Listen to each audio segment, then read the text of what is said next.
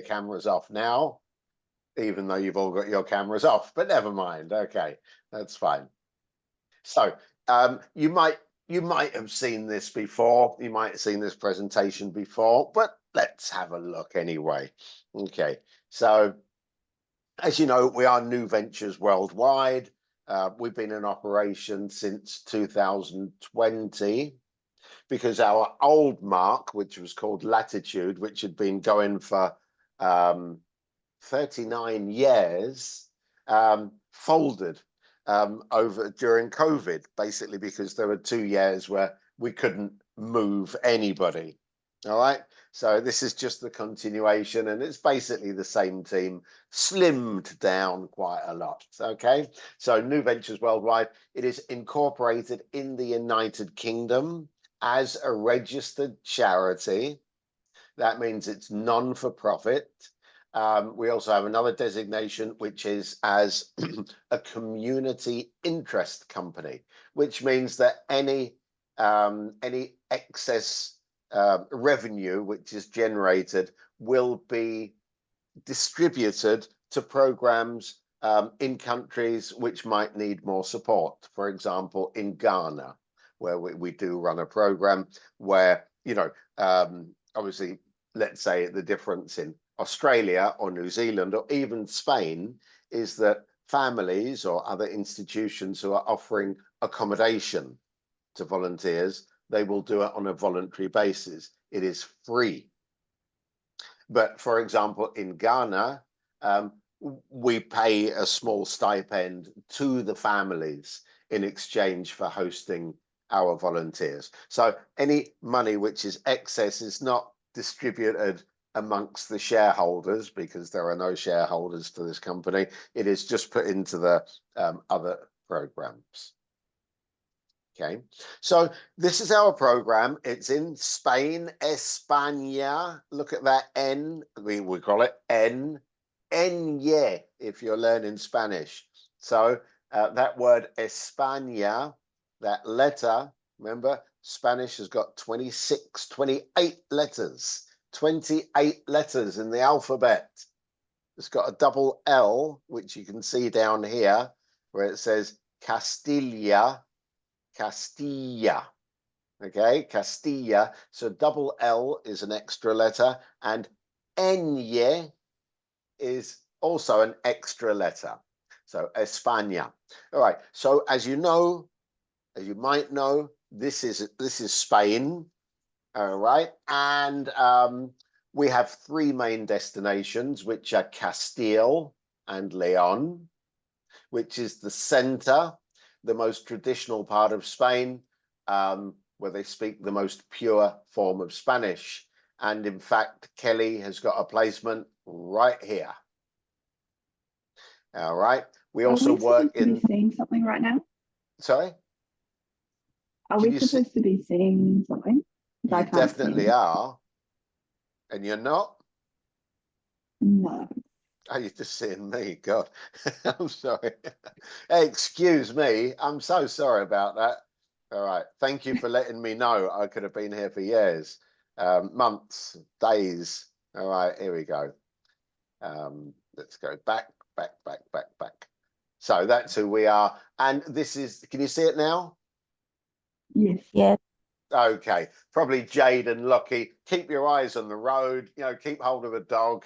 Don't, you know, you've seen this before. So I just said, so we've got this area, which is Castile Leon, which is inland, very, very historical, very, very rich cultural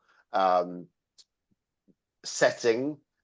Some remote places. Kelly is going to be up here, a little bit up here, a place where we have 2 other volunteers currently, one from Germany and one from Australia. Lovely place, lovely people. We've got the Basque country, which is up in the north. Beautiful scenery, can get cold in the winter. Near the beach, we do have some placements in Bilbao, which is the main city, and we'll have a couple more placements in the area. Okay, we also have a couple of remote villages up here. I think Jade has been penciled in for the remotest village we have, Okay. But anyway, it's a lovely place, really beautiful, really truly stunning. And then we have Valencia, which is becoming not the most popular, but definitely it's where we have more placements now, and we're able to accommodate, I would say, 12 to 15 down here.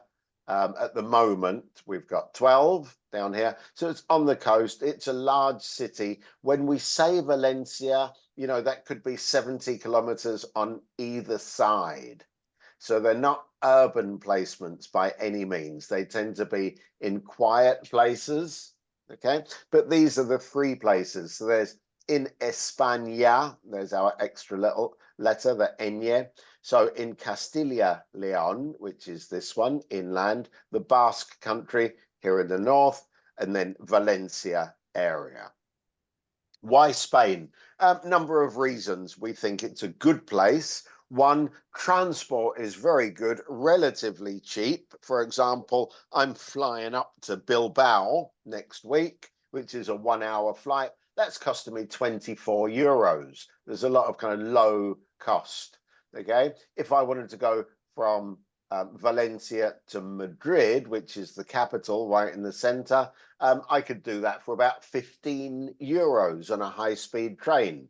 That would take about 1 hour, 40 minutes right into the center of Spain. Okay, so transport is very, very good in Spain, very reliable. I know, you know, traveling long distances, for example, in Australia, if you wanted to get a train or a bus, it's almost out of the question. Spain's not that big. Okay, obviously from Spain, you can also travel to the rest of the Schengen area or to the UK, you know, within 2 hours, you can be in London. 2 hours, you can be in Rome or Paris. 2.5 hours, Berlin. You know, some of the beautiful cities in the east of Europe, Vienna. Okay, so transport is excellent. Spain is a very safe country. Okay, so far we have had 2 incidents with the 25 people who are here. They were both exactly the same incident. They both had their iPhones taken. And if I'm not mistaken, they were iPhones 14 or iPhone 15. And I started shaking when they told me how much those things cost. Wow. Wow. Okay. So my advice is when you come, keep your iPhone safe. All right. Keep your iPhone safe or buy a cheap local model. Okay. I use a thing called a Xiaomi, which is a Chinese phone. Absolutely fantastic. Cost me 120 euros and it works brilliantly. Okay. But it is a safe country. It is a safe country. People are friendly. People are helpful. They like helping strangers and people from other countries, which they better had because Spain's #1 industry obviously is tourism.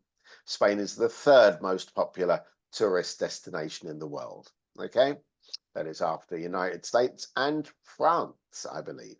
Okay, and the last thing you might see it down there is that the currency is euros.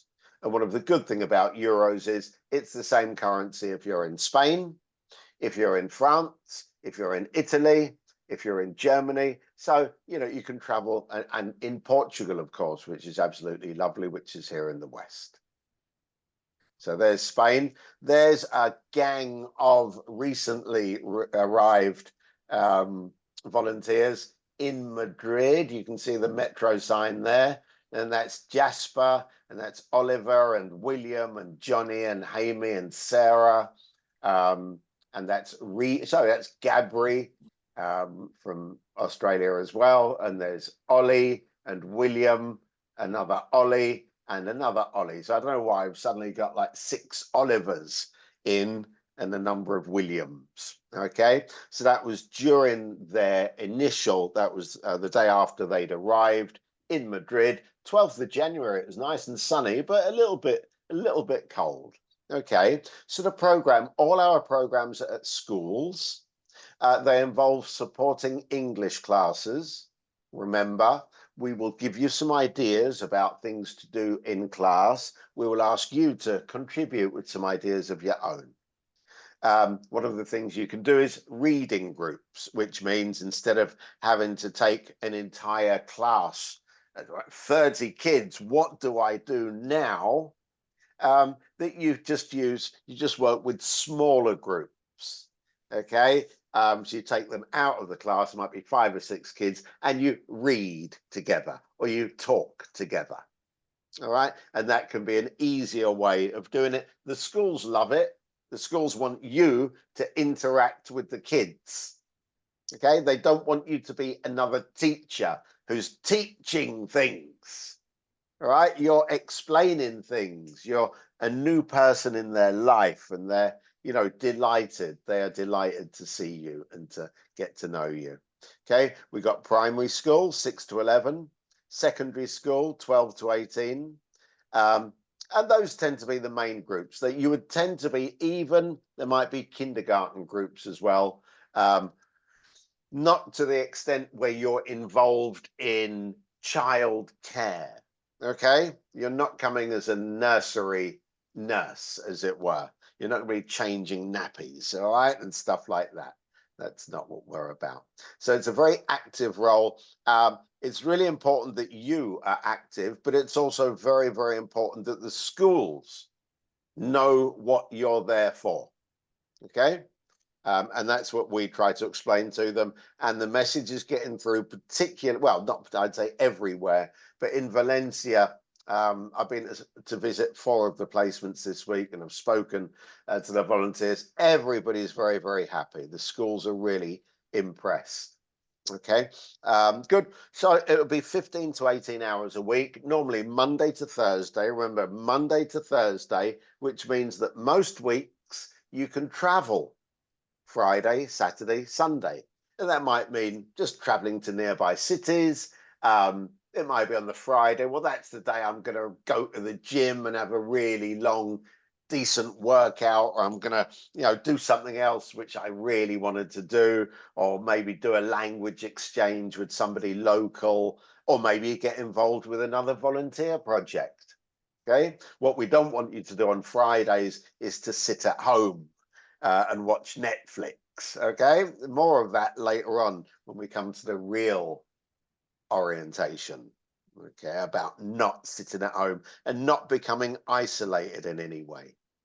You'd be living with a family. All our placements include family accommodation as part of the family. And generally, these are very, very successful. We know that you, as young people, are growing, and we know there are challenges. You're going to be, when you arrive, you're going to feel one way. After a couple of months, you're going to start feeling slightly different. Okay. The family are going to have to adapt to those changes, and you're going to have to adapt to your own internal changes. Okay. But it's really exciting, and it's a real challenge.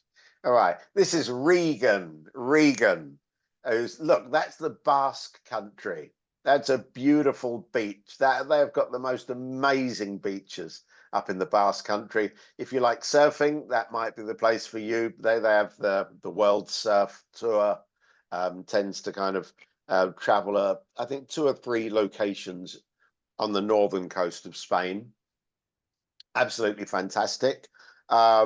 Regan is from Australia. No, she's from Tasmania. And most of the Australians said, well, I've never heard of, well, we've never been to Tasmania. I wonder if she's got sort of 6 fingers or horns or something, because they didn't know many people. Absolutely fantastic. She's gone to one of those very, very small, isolated towns in the Basque country, and she's having a great time. Okay. She's really, really kind of adventurous in spirit. Okay. And she just doesn't mind being up there alone. So our arrival dates are September, January. Listen, if you individually say, well, look, I can't get there till October, I can't get there till February, that's not a problem. You will be treated exactly the same. You'll get all the same things, except you wouldn't have those 2 or 3 days together with the rest of the gang. And that's why I think that's the advantage of coming September or January. You can come for 3, 6, 9, or 12 months. Okay. It's the difference. The visa costs exactly the same. we'll talk about the differences there. My recommendation would be 6 months, 9 months. Okay. Definitely, if you're coming in January, then I think I would, if I were you, I would choose a 6-month stay. And at the 6-month point, that's at the end of June, you'll find that the schools start their summer vacations. Then review. If you decide you want to stay on, it's not a problem. Okay. If you decide, you know, for whatever, yeah, if you want to review it, that's good. The only reason I say this, because if you're working 6 months, January to June, and then you have 2 months off, okay, you will find things to do. You can travel, you would find work maybe at summer camps. You wouldn't find casual work in hotels or things like that, but you could if you went to the UK, for example. You might find an au pair post if you wanted to stay with a Spanish family over the summer. But what we have found in the past, that those 2 summer months change people's expectations. All right. And it's part of the process of change and maturing for young people. So I wouldn't want anybody to feel they are absolutely, what's the word, locked in, and they must finish a placement, which they then feel, well, you know, maybe I've grown out of this. Maybe 6 months I've grown out of this. Okay. In which case, you would be guaranteed the extra 3 months, of course, but we can talk about it in June, July, over the summer. Okay. You might be with different schools and different families. Okay, so during your time here, you might be with one school and one family. That's fine. Things can change, circumstances can change, particularly for families.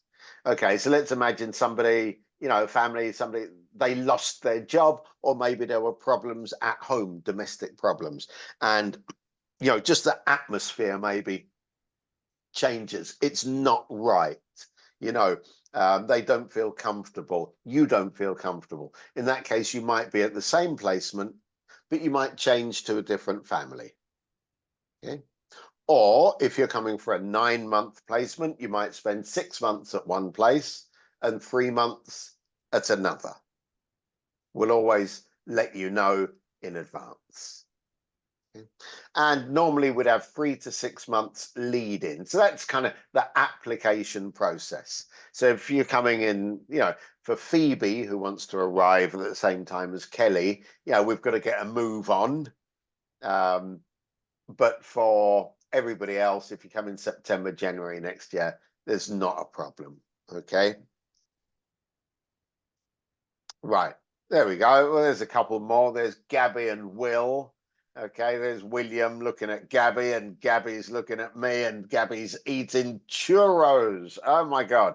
Okay. These are real Spanish churros. Apparently, this was at the best churro place in Spain, except every churro place says they're the best in Spain.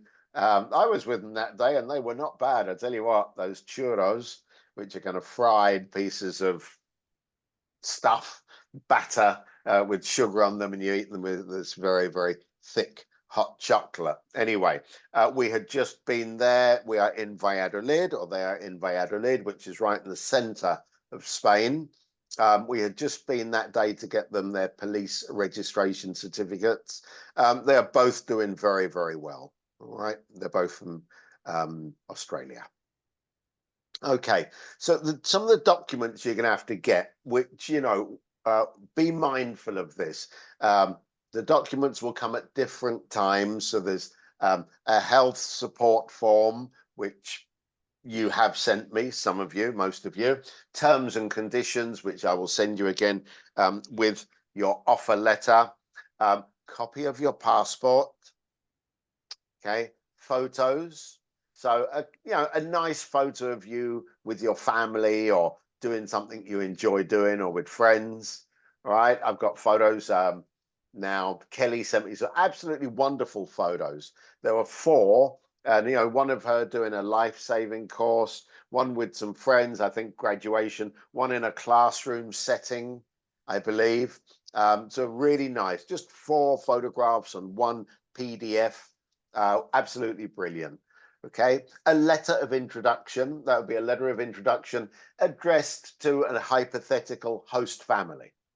Okay, so you just start, hi, you know, my name's Zara Braithwaite. Okay, and you know, I'm from a town in or near or wherever you're from, and where near where it is, what you're studying, talk about your family, talk about your hobbies, why do you want to come to Spain, and I'll add a little anecdote. You know, I have a dog who regularly escapes, or stuff like that, you know, or I have friends who have also participated in the program. Okay, you will need later on during the process, you will need to get a medical certificate from a doctor. That's not at the beginning. Okay, you will also need a police record check from your country. So those are things you have to start looking and thinking, how do I get them? Are they very expensive? Do I have to apply a long time in advance to get them? All right. No need to do it at a moment, except for Kelly and for Phoebe, who will be joining us at 9 o'clock.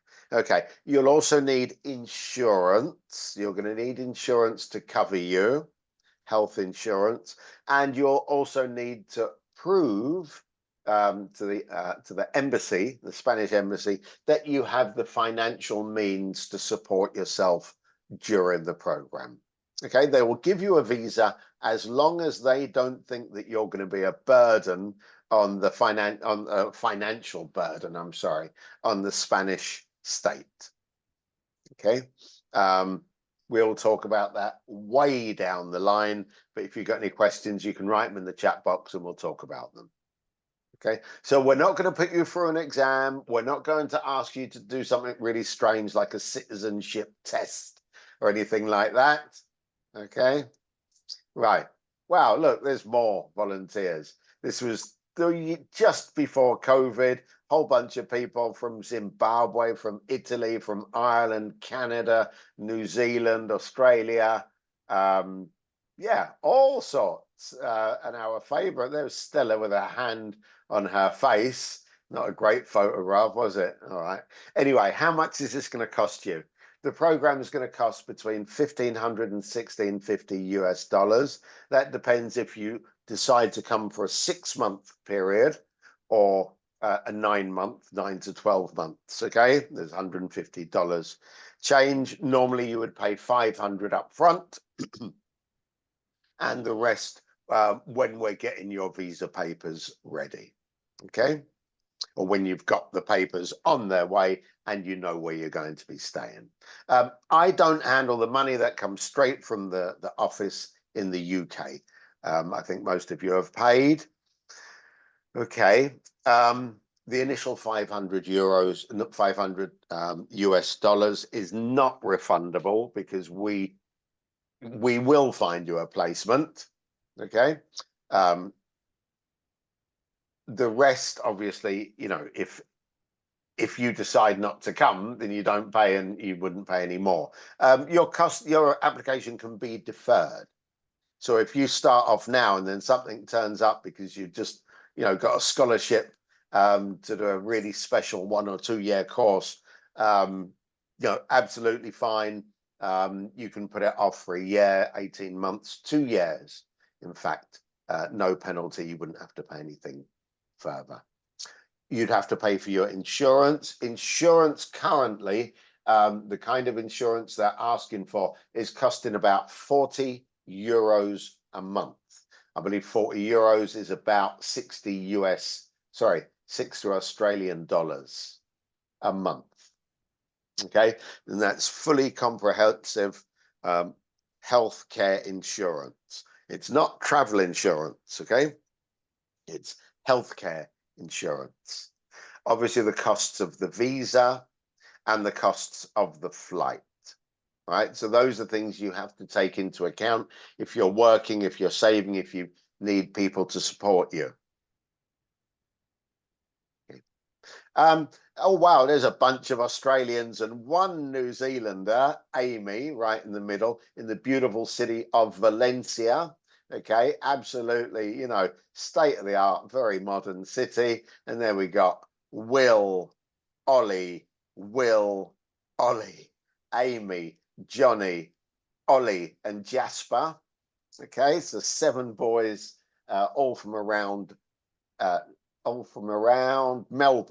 Melbourne, actually. They all went to the same high school, so they all came together, which is a first, you know, and we managed to place everybody together. So they're having a great time. Really nice, really nice chaps. And Amy, of course, in the middle. Fantastic. So we're going to give you advice during the orientation about safety, about alcohol, about travel. So at the moment, there's a lot of free travel for young people in Spain because the economic situation is not fantastic in Spain. So everybody under the age of 30, for example, in Valencia, there's free metro and bus travel for everybody under the age of 30. All right, so we'll explain how to get those things. If you're living in the north of Spain, you can get free train tickets, at least until the end of April, between the Basque Country and Madrid. So we'll also give you advice on that. Advice about meeting people. You know, if you're alone in a smaller place like Amy is, you know, she keyed into Facebook and she found out, wow, there's an international group living in her town, only about 20,000 people in her town, and they've already got a group. So she joined it and she meets up and she's got her little kind of network, which is really important. That network is really, really important. We'll be talking about your passport, the importance of keeping it safe. Somebody has lost their passport. Yeah. And the story is normally when people lose things, they call me or they call, you know, whoever and say, yeah, my passport was stolen. Oh, was it? Where was it stolen? Oh, it must have been on the train. Really? Yeah, because I went to the bathroom and I left my backpack. Yes. And I didn't check to see if my passport was in it afterwards. Aha. Well, you know, is it possible that you left your passport somewhere? Yeah, that's what I mean. All right, so there's a difference. You lost your passport or your passport was stolen. You lost it. No problem. You get a new one. Okay, in this day and age, it's not a huge problem. You can get new things. Okay.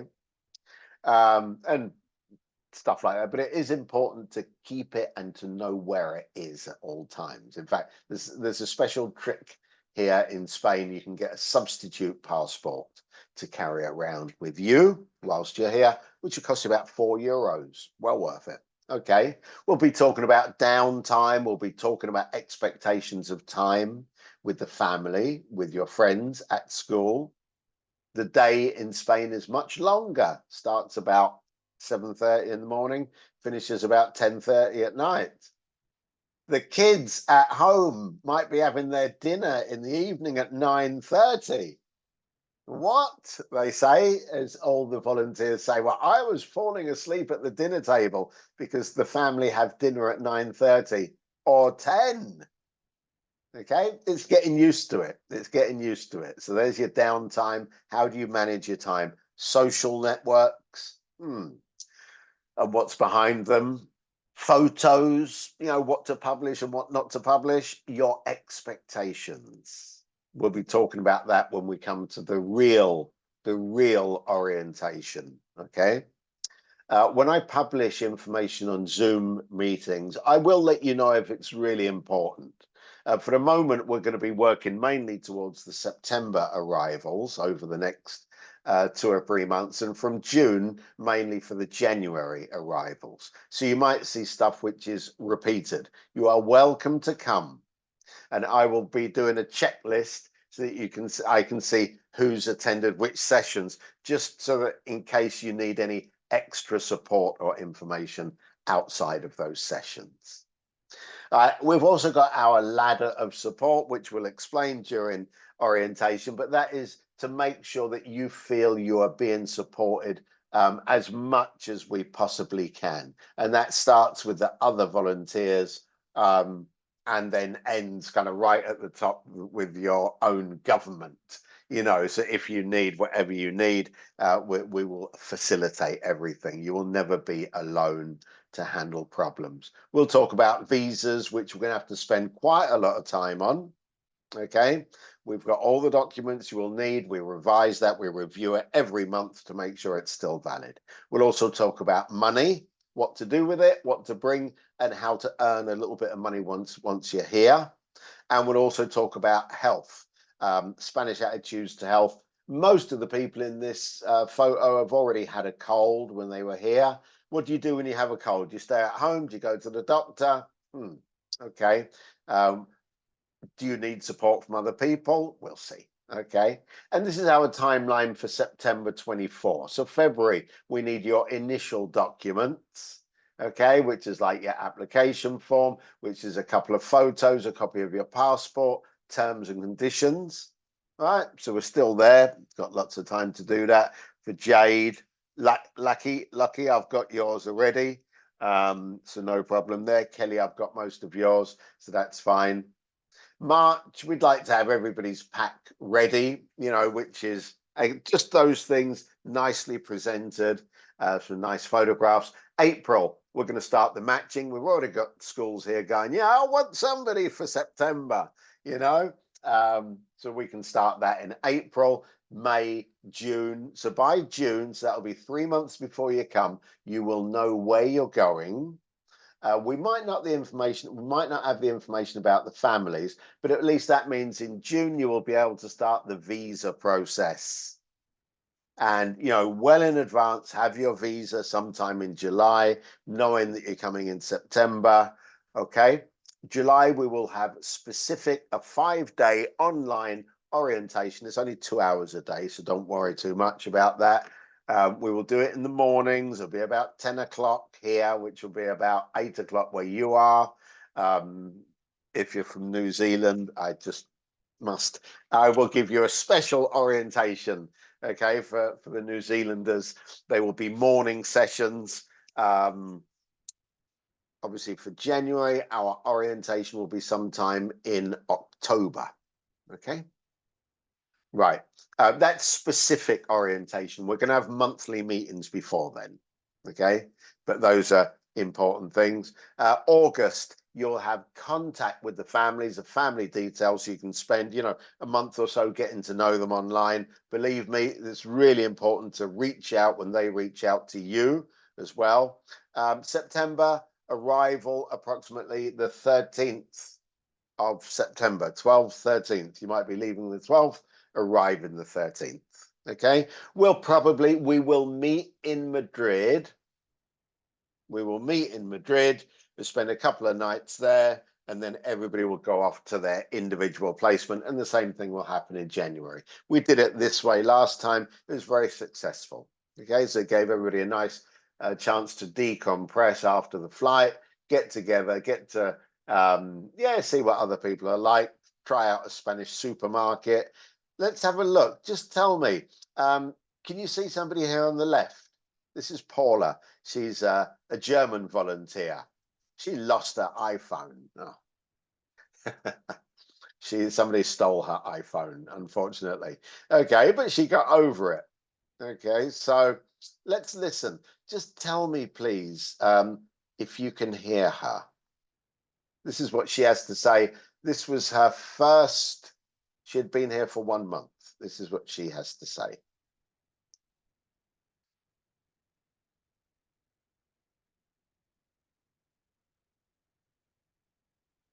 Oh.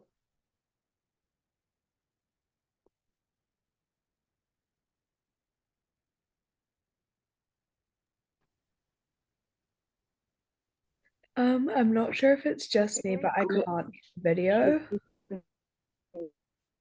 Can you hear? No. Yeah, I can't. You can just see her talking. Yeah. It's really glitchy for me. Okay, her name's Paula, but you can see she's really happy, all right?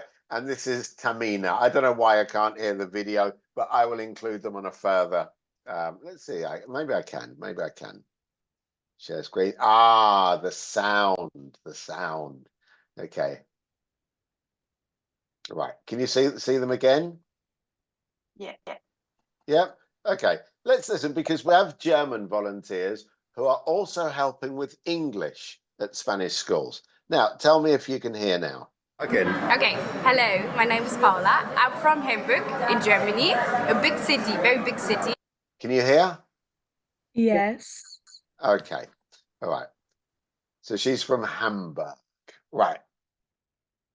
Oh, what's happening here? It's not a technical problem. It's my problem with my finger on the mouse. Okay, let's see. Again. Okay, hello, my name is Paula. I'm from Hamburg in Germany, a big city, very big city, and now I live in Alcoda. It's like a very small town, like 10,000 people or something like this. It's like near Castellón. Yeah, but I love it. I had to get used to it because very different to what I know, but now the people are very open. I had a very positive culture shock because very friendly, open, warm-hearted people, and I feel very welcomed, and I love my host family. Yes. Okay. I mean, she's having a great time. She's doing great. She's traveling.